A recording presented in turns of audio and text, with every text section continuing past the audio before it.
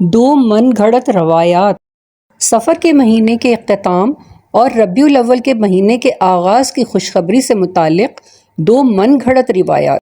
ماہ سفر کے اختتام کی خوشخبری سے متعلق ایک من گھڑت روایت۔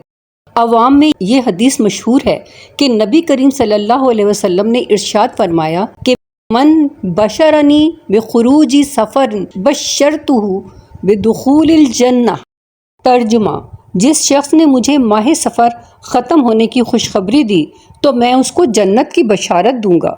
لیکن یہ حدیث ہرگز نہیں بلکہ یہ ایک من گھڑت بات ہے۔ نمبر 2، ماہ ربیع الاول کے آغاز کی خوشخبری دینے سے متعلق ایک من گھڑت روایت۔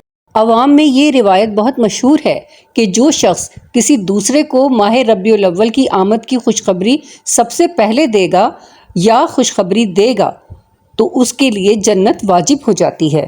لیکن یہ حدیث ہرگز نہیں بلکہ یہ ایک من گھڑت بات ہے، اس لیے اس کو حدیث سمجھنا یا اس کو آگے پھیلانا ہرگز جائز نہیں، بلکہ نبی کریم صلی اللہ علیہ وسلم پر جھوٹ باندھنے کے زمرے میں آتا ہے جس پر شدید وعید وارد ہوئی ہے۔ ایسی من گھڑت روایات پھیلانے والے تمام مسلمانوں کے لیے نبی کریم صلی اللہ علیہ وسلم کی یہ دو احادیث کافی ہیں۔ صحیح بخاری میں حدیث پاک ہے کہ ان ابی ہریرہ عن النبی صلی اللہ علیہ وسلم قال من کذب علی متعمدا فلیتبوأ مقعدہ من النار۔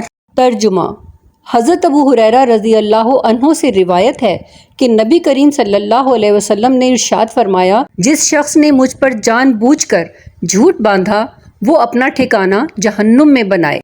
اور صحیح مسلم میں ارشاد ہے، ان ربیع بن خراشی انہ سمع علی رضی اللہ عنہ یخطب قال قال رسول اللہ صلی اللہ علیہ وسلم لا تکذبوا علی فانہ من یکذب علی یلج النار۔